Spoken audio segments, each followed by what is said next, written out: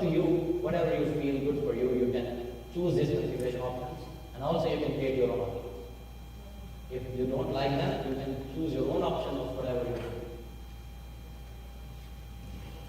Okay, F5 already showed you. If you develop an application with SharePoint, you simply put a breakpoint in your Visual Studio and simply press F5. As soon as the control is loaded to the page, it will fire up the F5 debugging console so that you can debug everything easier than before. You can see here, you put a breakpoint there and then it loaded everything by yourself, and then so now you can debug the code right away. You don't need to wait for attaching a process and doing everything like finding the best, your word processor, and then putting a breakpoint. You just press the breakpoint, F5. Okay, real web part, I've already done the demo of that. I don't need to do it again. So I'll just skip it. Again, you don't need to learn. In Visual Studio 2000, SharePoint 2007, there was a little confusion or something that the developers who are developing .NET applications, they think that we need to learn two things in SharePoint to start working with Visual Studio and development. But the thing is, in 2010, you don't need to. Again, there were some like the web services, the way we use them were different. If you know Silverlight, there was not an easy way to use it in SharePoint, although it was there. But the way of development was a bit complex. But with 2010, it's a lot easier. Okay, because all the skills that you have will be used. You can use all your .NET skills. You can call WCF service at any time to load data and then show it to the user with any kind of interface, even ASP.NET or Silverlight. Even you can use the JSON or JavaScript object model to develop application on the client side. And SharePoint also provides, Visual Studio provides support. Real web part. Real web part is a designer-based web part that we were developing in 2007. In 2007, what we were doing, that we were developing a control in ASCX file in Visual Studio 2008, and then we were developing another CS file, which is for the SharePoint web part, and we were using ASP.NET page.load control functionality to load it into a certain virtual directory automatically inside the web part. So what happens, at the end, the user drags the web part to the home page, and this web part loads the control which is copied to a certain directory. So this part is not done by Visual Studio automatically. You don't need to worry about that. You just add a visual web part and SharePoint will do it for you. Let's skip that slide. So you can see this screen will give you a good option that you are developing an application just like a normal ASP.NET application. You don't need to be working on the CS level web part. So if you want, I think what I can do now, I can go back and show you what is the way of you develop a web part in the old times, in SharePoint 2003 or 2007, when we didn't have any UI-based support. So people use something called Smart Web Part, which does the same functionality. So let me just show you. So you can see here that I will create an empty SharePoint project. I will name it Old Web Part. Okay, and press enter. And then I can provide a sandbox or form. So I'll choose form solution. And then I'll add a new item. And I'll choose web part. So you see it's a CS web part. So I'll name it, for example, my web part. So you see here, automatically, as soon as I click here, I have the code. But you see there's no UI. I cannot drag, drop anything. I have to do everything by myself. Even if to read data from somewhere, I have to write. If I have to write a button and label, I have to write label, new label is new label, and then text box, dot fit, height, everything I have to do it myself. Okay, so and then you have to add this text box to the controls of the object of web part, and then it will be rendered. So lots of hectic things. So just for example, to show you, I will just add protected, override render. So here I will write something like write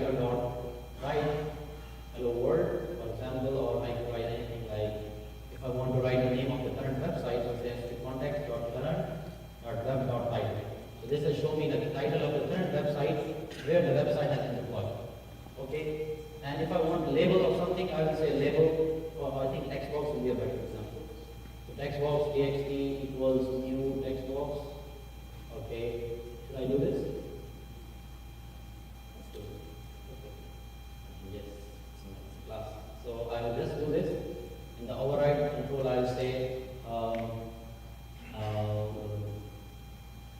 this dot controls add, and then I will add control txt,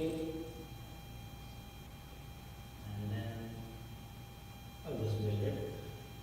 You see now it's building, and then I have to go here and simply clicking on deploy. It will automatically deploy everything. So what happens behind the scenes? Let's look at the output.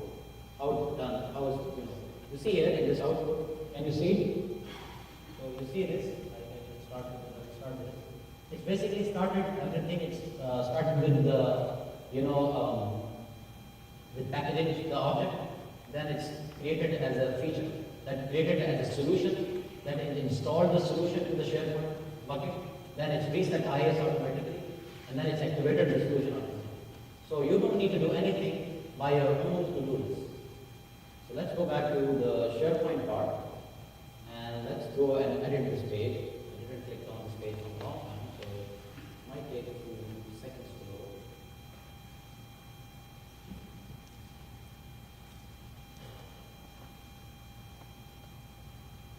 So now you see my page is there. I will click on here and let's delete these things. You see, this is the power of SharePoint 2010. You don't need to be add web part zone or something. It's quick, pretty quick thing. So I click insert, and by the time the web part will be there, I click custom, and my web part is there. I will click on that and click add. So you see here, this is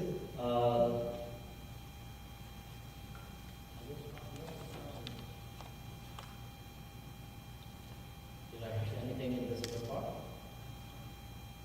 No, so let's go back and click save. So you can see here the title of the website is there. I was just confused. I think I'm feeling a bit nervous. Anyway, so you can see here the Views web part is there. There's no text box because it didn't render the control. So I think you have to do something like that. That you have to say this dot render control. Okay, I will do that. Text dot render control, and you have to do it right. So you have to do it like this, and then it will be rendered on the screen. So if I do it, I will deploy it again, and I'll open deploy it again. You see it will. Now, what is the deployment process again? It will redirect the solution. Okay. It will clean up. It will install it again. It will activate it again, but it will not delete any existing instances. Okay. You don't need to be worried about big instances. So let's click refresh. And I didn't give any width or height to the text box. So to make it work, you have to be working with everything. You don't have any designer support. So on the other hand, you have seen the designer support. So let's go there. Just click on this visual web part screen and click the design.